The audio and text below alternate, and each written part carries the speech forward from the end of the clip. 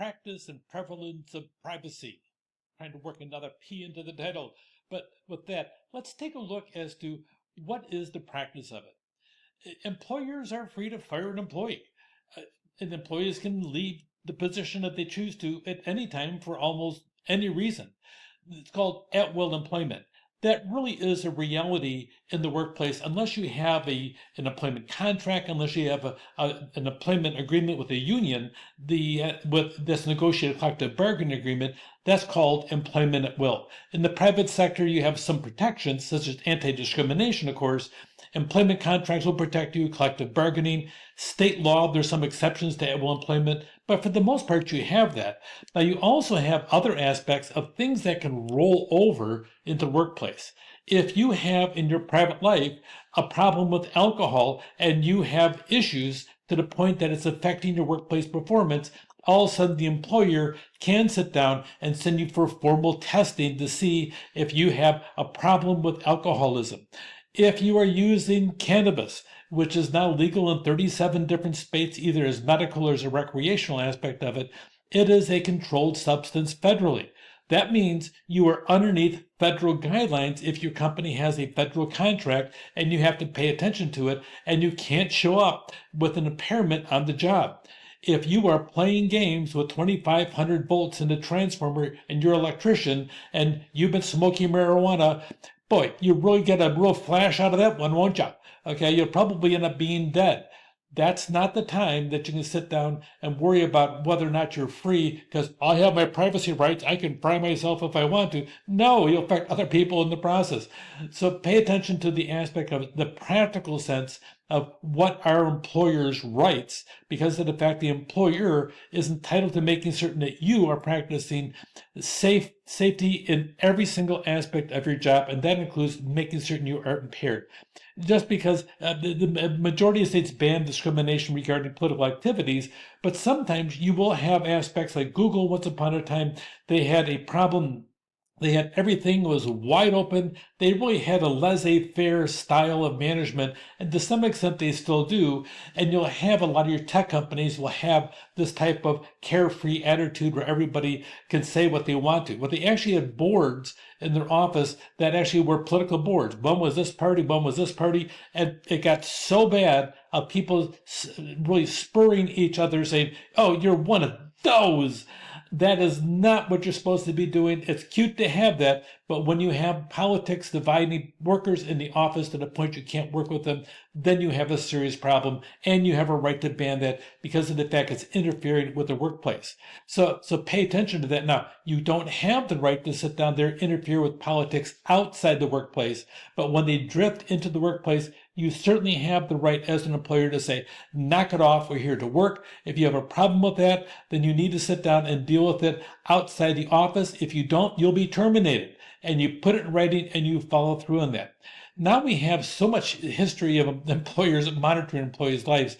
In my workplace, just so you know, when I walk onto a college campus, all of a sudden I have facial recognition all over the place. We have scanners on our patrol cars that check all the license plates of all the employees, and students and guests and anybody else in campus. We are watched so much in the aspect of employment that I'm not certain how much more technology can play a role unless we start having drones that follow you throughout buildings, and that day may come, hopefully not anytime soon. But a lot of workplace monitoring that reduces theft, and a lot of the context is important. If you're working in an area that is regarding high theft or other issues, pay attention to that. We really have a lot of this boundaryless workplace. So much of us literally might get a phone call on a weekend that there's a crisis over here and you have to go deal with it, boom, right there. We have this overlapping in a lot of ways in the workplace. But you know what? We have always had that type of overlap in the history of humanity. Anytime that you have a job, sometimes a job you will end up doing some sacrificing some of your personal time out of your family time. And yes, welcome. They call it work for a reason. Now, the reality, though, is that because our technologies are so much more advanced than they were historically in the past, we now have machines calling us saying, you have a problem over here in this. And so you have to respond to a machine telling you there's a problem, where before at least there was a human telling you about the aspect. But the boundless workplace is here and honest. Some of the aspect of tracking. If you're working from home, you have to pay attention. Your employer may be watching your mouse and track your keyboard. It is pretty easy to have a keyboard tracker to see how many strokes per minute you're doing on the keyboard. So with that, you can track screen grabs. You can track time on screen, track emails. This person in the last 90 minutes has now sent 17 emails. This person has sent 0. Ding, ding, ding, ding, ding, ding. They're not working. They're taking a nap at home. Okay, so pay attention to all those different aspects of it. Use stored recordings for performance review, track performance, and online activity. As a college professor, I get to see which students attended an online class, and I can actually see how many minutes they were in that class. I can track how many times they tried an assignment. There's a lot of different aspects of it. When it comes to the workplace, almost all technology is available for us to use. The most visited non-work sites are, look at that, YouTube, Facebook, Reddit, right now, as you go down the line. Time spent in minutes at websites during work. Did you see the word during work time? Did you know that the average employee on an 8-hour workday spends about 4.5 hours doing work? So a workday, 8 hours, they spend about 4.5 hours doing work. Okay, so if you're working 6 hours a day, you're doing actually quite a bit better than the national average. So it's really very different in the aspect of practice and prevalence. Does the employer have the right to monitor things? Yes. They can monitor usage, expectations. They can distinguish between the work use and personal technology by seeing what the difference is. They can manage the privacy interests. They can make certain the employee is not sending confidential documents out onto the internet, putting them in an unsafe situation. All that is part of the workplace. Sometimes the employers have to ensure that the email system doesn't risk liability or harm morale. A lot of discretion is there for the employer to use. There could be limits on monitoring private emails. It depends on the kind of job you have. Between attorney-client communications, you have that. But you know what? Emails linger. I had a situation once. I pulled into work. I will never forget the moment. I pulled into work. I used to sneak into work early to get some real work done before the day started. So I pulled into my parking space at 7:21 a.m. and I got a phone call from our IT director. He says, "We got a problem." I says, "Oh, okay, what's that?" So I sat in the car and he says, "Okay, one of our college presidents sent an email to you. It had highly confidential information in it, and he said some things he shouldn't have said. And he copied 104 managers on it. What do I do?" I says, "What did he say?" And they told me what he said. I says, "Oh my gosh." So he put a worm in and they started getting it back. But no matter what happens, of the 104, 7 of them had bounced the college email to personal accounts. So all of a sudden, it was out there what he said. A few minutes later, the college president called me up with tears in his voice. Rightly so. The rule is, make certain whatever you say can be published on the front page of the local paper, and he didn't follow that rule, and it was highly embarrassing for him. It was very difficult, and I will not tell you what ended up at the end. But that said, it was really, be careful on the emails. They are public property in all regards if you're a public employee, so be careful what's on there. Telephone calls. You can have monitoring. Employers can monitor an employee's phone. They have a legal right to do that. Make certain, though, that if you're doing that, that the parties in California were required to let people know that your call can and will be recorded for, everybody uses the thing for training purposes. Nobody's training off those calls. That's just something to get around that. But one time I says, "Well, I don't want my call recorded."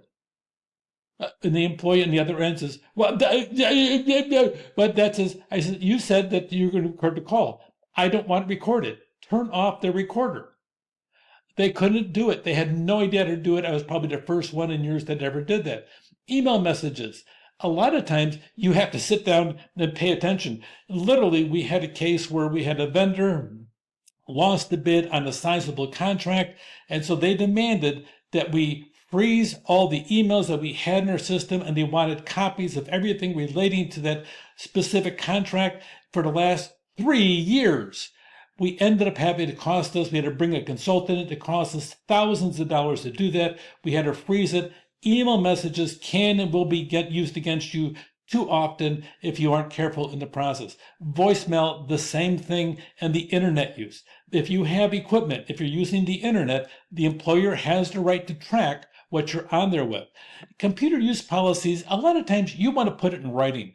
Make certain that nobody is underneath the aspect of your computer is free for you to use. No, it is not. If it is a company computer, you have every legal right to have access to all the information stored in it because it is owned by the company and should be used for company use unless you have some type of a formal employment agreement that says otherwise.